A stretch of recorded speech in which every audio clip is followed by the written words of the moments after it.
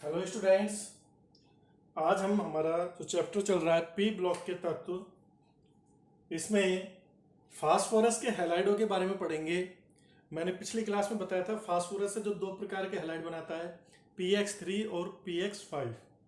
तो उन्हीं हैलाइडों के उदाहरण हैं, प्रमुख उदाहरण जो हैं फास्फोरस ट्राइक्लोराइड और फास्फोरस पेंटाक्लोराइड, PCl3 और PCl5। तो अपन आज की क्लास में फास्फोरस के हैलाइड या फास्फोरस ट्राइक्लोराइड और फास्फोरस पेंटाक्लोराइड के बारे में देखेंगे। सबसे पहले अपन फास्फोरस ट्राइक्लोराइड के बारे में देखते हैं, इसके निर्माण की विधियां, इसका निर्माण की विधियां कैसे कैसे इसको बनाया जाता है, विरचन की विधियां। तो देखो, पहली बात तो ये याद रखना, फास्फोरस ट्राइक्लोराइड है जो श्वेत फास्फोरस से बनेगा। किससे बनेगा? श्वेत फास्फोरस। इसके निर्माण की दो ही विधियां हैं और दोनों विधियों में ही अपन श्वेत फास्फोरस को काम में लेंगे। श्वेत फास्फोरस की पहली जो विधि है व्हाइट फास्फोरस, श्वेत फास्फोरस की शुष्क क्लोरीन से क्रिया करा के, शुष्क Cl2 गैस से क्रिया द्वारा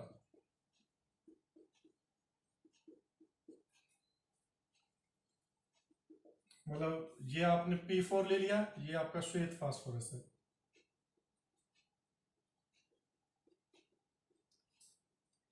इसकी क्रिया क्लोरीन से कराते हैं, संतुलित करेंगे रिएक्शन को, तो ये PCl3 बनाता है।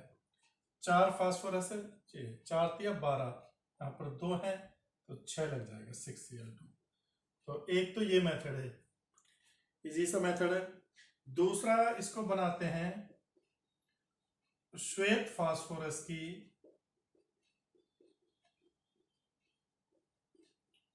सल्फोनिल क्लोराइड, श्वेत फास्फोरस की सल्फोनिल क्लोराइड या थायोनिल क्लोराइड से क्रिया द्वारा, थायोनिल क्लोराइड से क्रिया द्वारा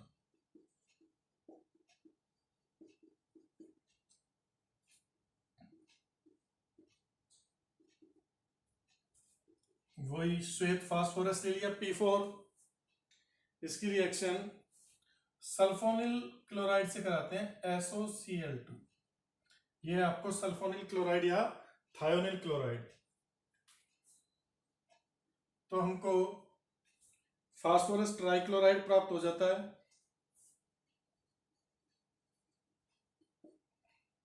SO2 गैस मिल जाती है, साथ ही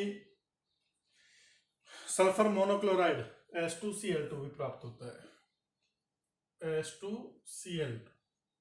इसको अपन डाई सल्फर डाइक्लोराइड बोल लो या सल्फर मोनोक्लोराइड बोल लो, एक ही बात है। और संतुलित करेंगे इसको, तो देखो यहाँ पर आपके सल्फोनिल क्लोराइड के कितने अणु हैं? 8 अणु हैं। तो ये आ जाएगा, देखो 4SO2। ऑक्सीजन कितनी हो गई आपकी? 8, 4 दूनी 8, ठीक है। क्लोरीन कितनी? 8 दूनी 16, और ये आ जाएगा 4, ये हो जाएगी 4 दूनी 8, 12,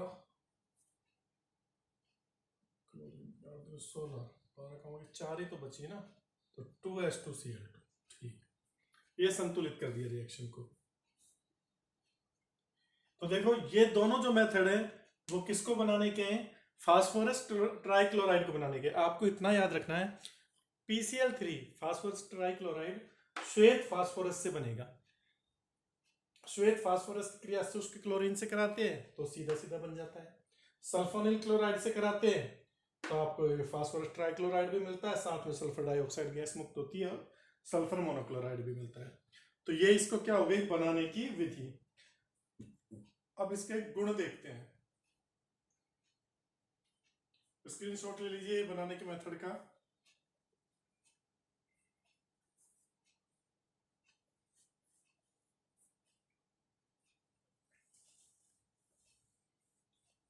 अब देखते हैं इसके गुण।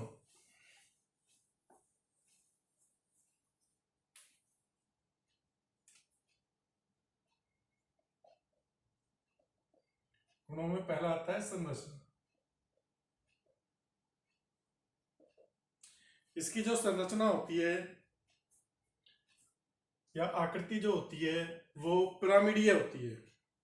कैसी होती है? पिरामिडीय आकृति, पिरामिडीय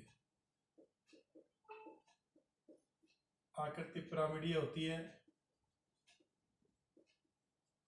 फास्फोरस का जो संकरण रहता है वो sp3 रहता है। इसमें फास्फोरस परमाणु sp3 संकरित होता है। तो आकृति जो इस तरह की बनती है, फास्फोरस पर ऊपर तो लोन पेयर और यहाँ एक क्लोरीन। इनके मध्य जो बंध कोण होता है वो 100.4 डिग्री का होता है। 100.4 डिग्री ये बंध कोण होता है। तो ये इसकी क्या होती है? आकृति। फिर इसकी जो प्रकृति है,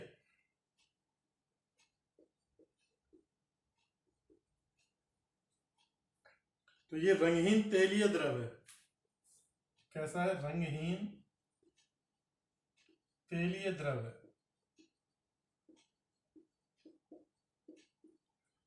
रंगहीन तेलीय द्रव है जो नमी के संपर्क में आकर अपघटित हो जाता है। जो नमी के संपर्क में अपघटित होता है।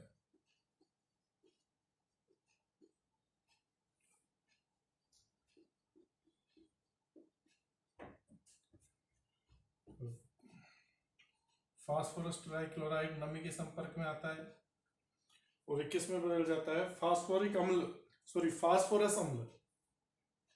3 क्लोरीन है ना, ये जो रिएक्शन होगी यहां से 3 H2O के अणु लो, इन 3 क्लोरीन परमाणुओं को 3 OH परमाणु क्या करेंगे? विस्थापित। समझ रहे हो ना मेरी बात को? इस तरह से इसको लिख के दिखा रहा हूं। देखो 3 क्लोरीन परमाणु जुड़े हुए हैं। यहां पर आपको पता है H2O के 3 वो लिए तो HOH, HOH और HOH। तो देखो ये तो HCl निकल जाएगा यहां से, तो ये HCl निकल गया यहां से, और OH जो फास्फोरस से जुड़ जाएंगे तो ये बन जाएगा H3PO3 फास्फोरस अम्ल। और 3 ही HCl के इस तरह से अपघटित होता है। ये इसके अपघटन की क्या है? प्रक्रिया है। किस प्रकार से अपघटित हो गया आगे समझ में। क्लोरीन ज्यादा विद्युत ऋणी है, Cl-, यहां पर ये H+ आयन रहते हैं और OH-। H+ आयन तो इन क्लोरीन परमाणुओं के साथ जुड़ जाते हैं तो HCl बन जाता है। OH- आयन फास्फोरस से जुड़ते हैं तो POH का होल थ्राइस, या इसको बोलते हैं H3PO3, वो बन जाता है फास्फोरस अम्ल। ठीक है, ये इसके 2 गुण हो गए। अब तीसरा गुण देखते हैं। स्क्रीनशॉट ले लीजिए इसका।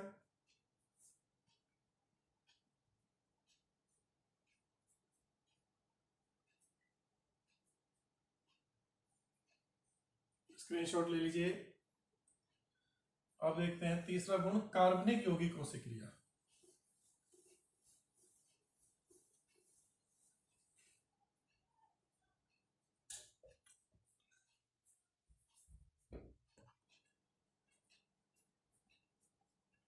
कार्बनिक यौगिकों से क्रिया।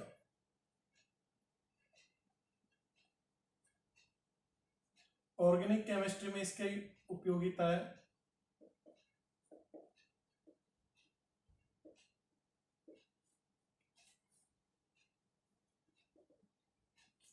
कार्बनिक यौगिकों से क्रिया, ये जो है OH समूह के को हटाता है।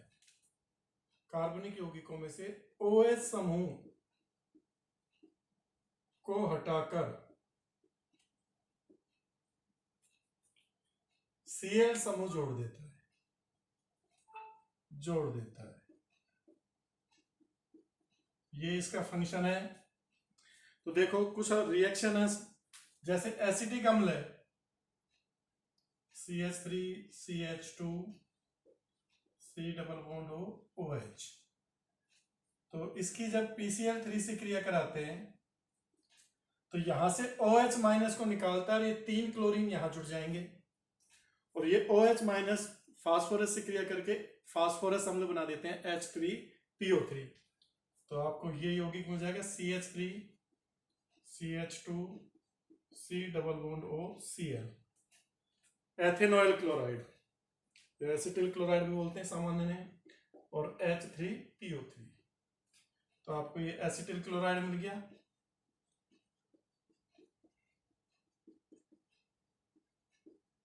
यहां एसिटिक अम्ल ये,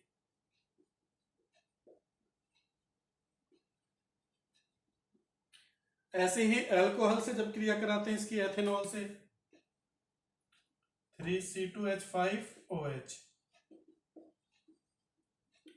तो वही काम होगा, OH समूह को हटा के क्लोरीन जुड़ जाएगा। तो आपके क्या बन जाएगा ये C2H5Cl प्लस H3PO3। ये आपका क्या बन गया,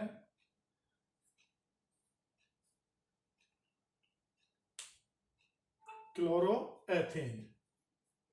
क्लोरोएथेन या एथिल क्लोराइड, कुछ भी सामान्य नाम एथिल क्लोराइड है।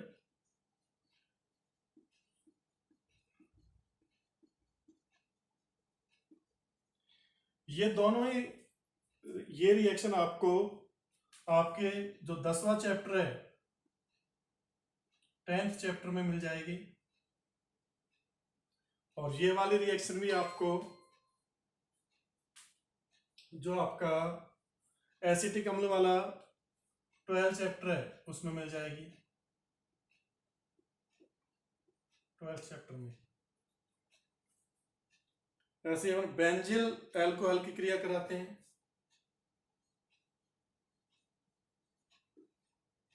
बेंजिल अल्कोहल, इसकी क्रिया PCl3 से कराते हैं तो अपन को बेंजिल क्लोराइड मिल जाती है।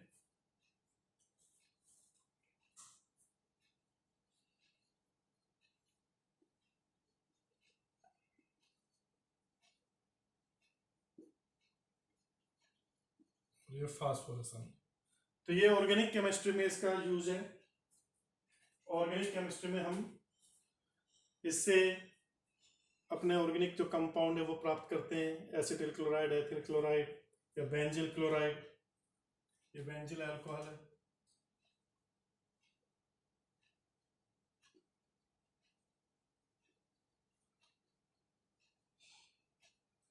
स्क्रीनशॉट ले लीजिए इसका।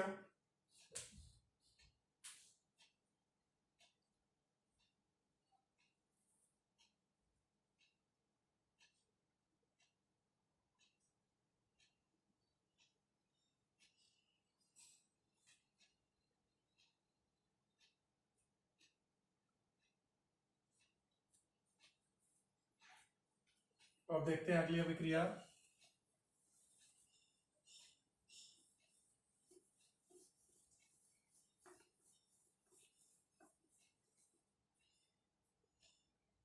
पहले ऑक्सीकरण, तीसरी रिएक्शन, चौथा आता है गुण इसका ऑक्सीकरण। तो ऑक्सीजन से ये क्रिया करती है और फास्फोरिल क्लोराइड बनाती है। PCl3 की क्रिया O2 से कराते हैं तो हमें POCl3 फास्फोरिल क्लोराइड मिल जाता है।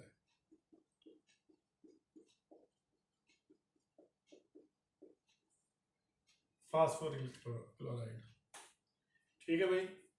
अगली है SO3 से क्रिया, सल्फर ट्राइऑक्साइड SO3 से। PCl3 की क्रिया SO3 से कराते हैं तो हमें POCl3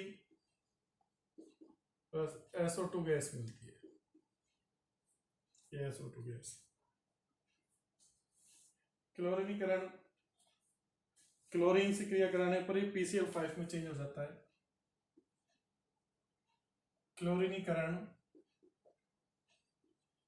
करण या Cl2 से क्रिया,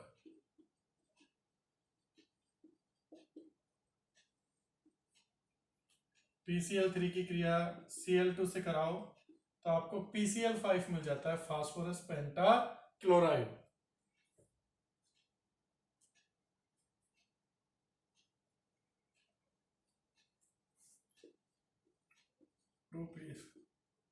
इसकी क्रिया थायोनिल क्लोराइड से कराते हैं, सॉरी सल्फर मोनोक्लोराइड से।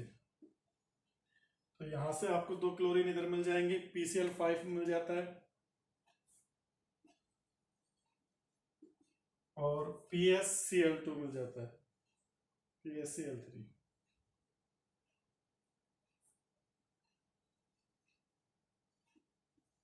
PsCl3 ये भी मिल जाता है, फास्फोरस थायोनिल क्लोराइड।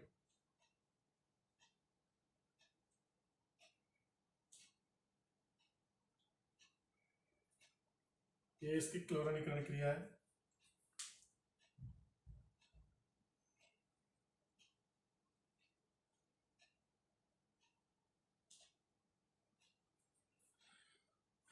स्क्रीनशॉट ले लीजिए इनका।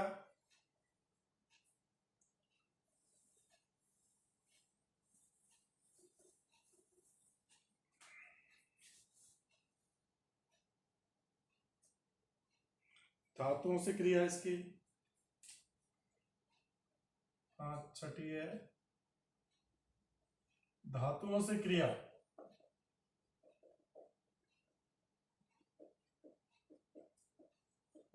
धातुओं से ये क्रिया करती है तो धातु क्लोराइड जो धातु हैलाइड में परिवर्तित हो जाते हैं धातु, Ag प्लस PCl3, तो AgCl2 मिल जाएगा आपको, AgCl मिल जाएगा।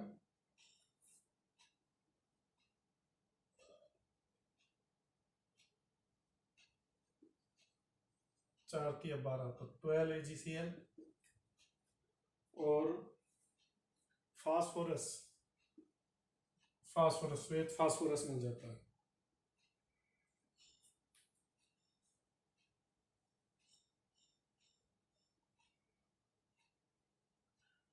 ये आपकी धातु से क्रिया हो गई। तो ये आपके PCl3 के गुण हो गए और PCl3 को बनाने की विधि हो गई। अब देखते हैं PCl5 के बारे में, phosphorus pentachloride. Phosphorus pentachloride PCl5।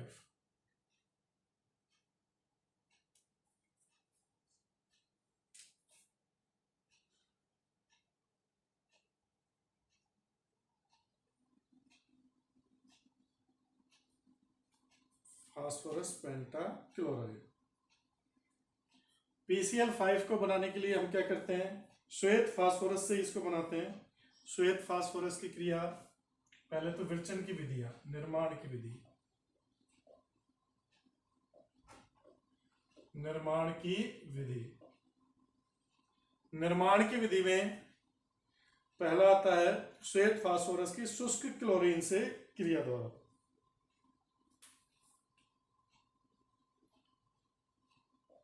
श्वेत फास्फोरस की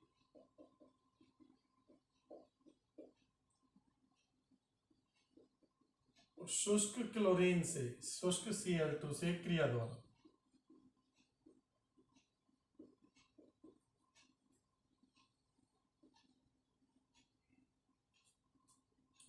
तो P4 की क्रिया क्लोरीन से कराते हैं तो आपको 4PCl5 मिल जाता है। दूसरी थायोनिल क्लोराइड से क्रिया कराते हैं, श्वेत फास्फोरस की थायोनिल क्लोराइड से क्रिया, क्लोराइड से क्रिया।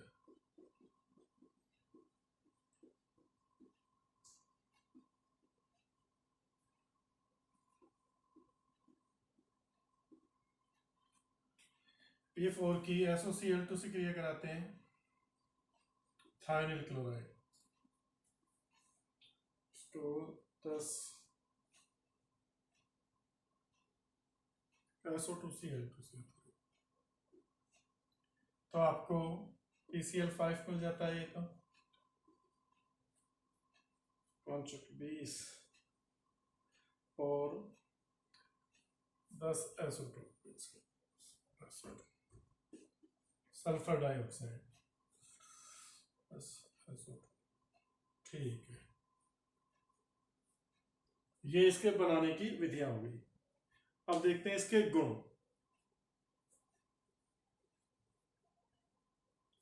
स्क्रीनशॉट ले लीजिए फास्फोरस पेंटाक्लोराइड का बनाने की विधि। अब इसके गुण देखते हैं।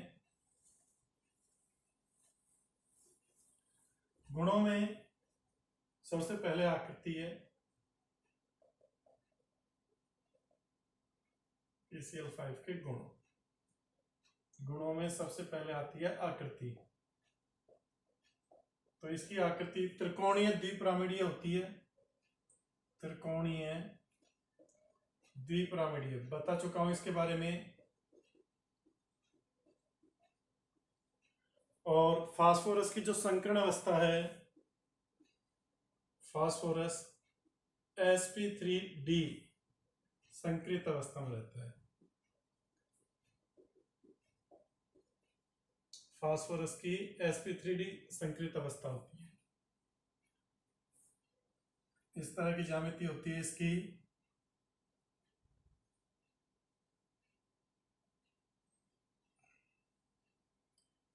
त्रिकोणीय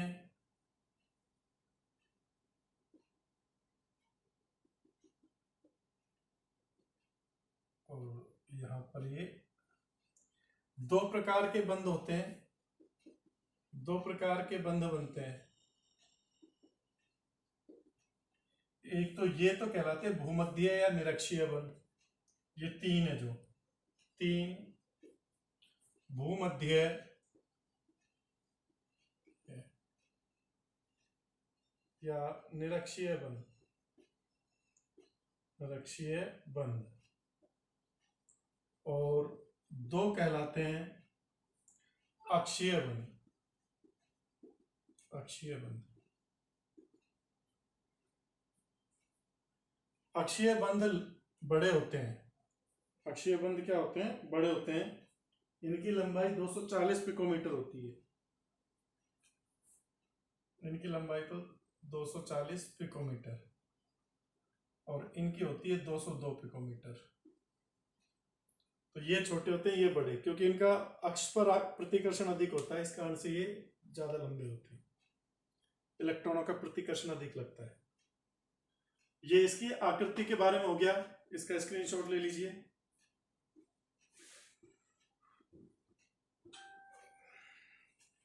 अब देखिए दूसरा गुण है जल अपघटन।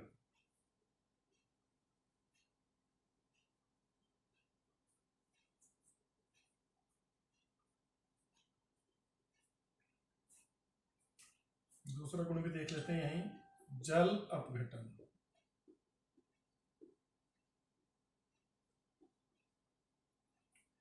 जल अपघटन क्या है?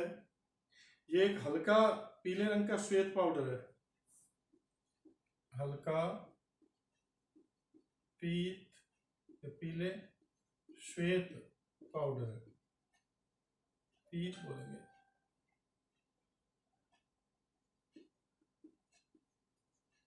जो नम वायु में जल अपघटित होकर POCl3 देता है और लास्ट में फास्फोरिक अम्ल में बदल जाता है। PCl5 है जो नम वायु से नमी से क्रिया करता है और क्या देता है? POCl3, फास्फोरिल क्लोराइड हो गया ये, और आपका HCl 2HCl। और फिर ये POCl3 जल से क्रिया करता है और ये बदल जाता है H3PO4 में, फास्फोरिक अम्ल में, H3PO4 प्लस HCl। तो ये आपका बन गया फास्फोरिक अम्ल। ऑक्सो अम्ल है फास्फोरस का, ये इसके जल अपघटन की क्रिया होगी।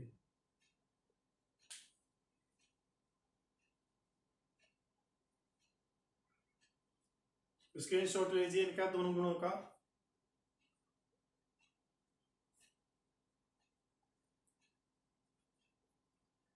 इसके बाद आता है तीसरा गुण,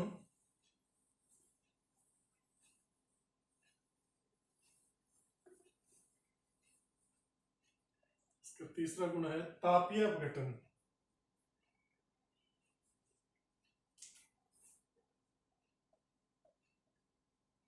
तापीय अपघटन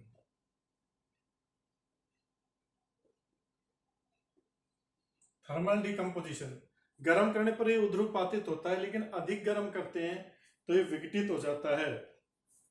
PCl5 है जो गर्म करने पर PCl3 और Cl2 में टूटता है। चौथा है क्लोरीनीकरण।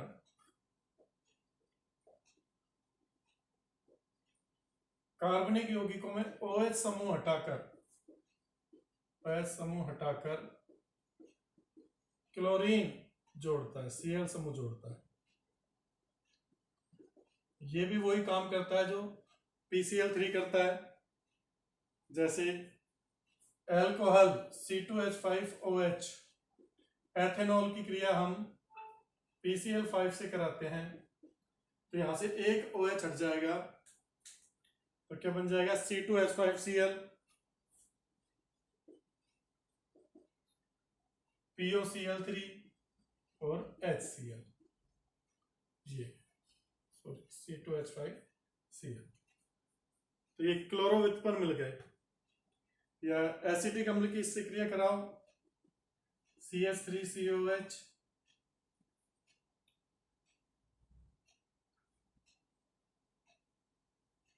एसिटिक अम्ल की एथेनोइक अम्ल की इससे क्रिया कराते हैं PCl5 से, वही काम करेगा CH3COCl, एसिटिल क्लोराइड मिल जाएगा और आपको POCl3 प्लस HCl। धातुओं से इसकी क्रिया देखते हैं। धातुओं से क्रिया,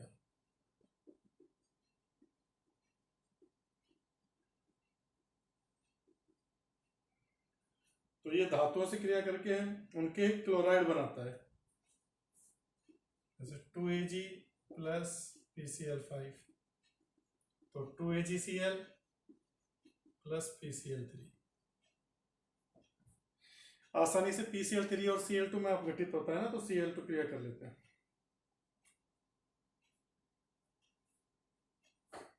तो इनकी क्रिया कराते हैं,